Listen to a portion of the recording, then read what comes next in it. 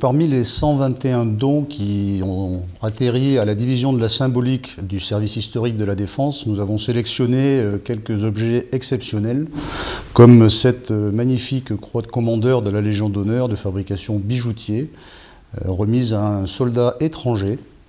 français par le sang versé, un ancien volontaire de la Légion étrangère,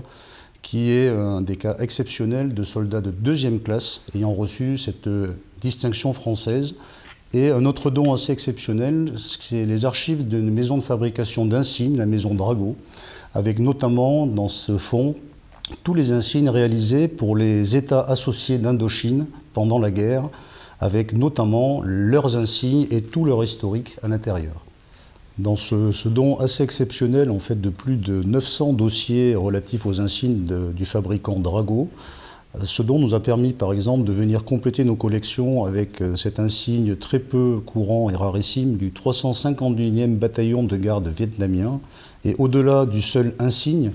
l'avantage de ces dossiers est qu'ils comprennent à la fois les maquettes réalisées par le fabricant et toute la correspondance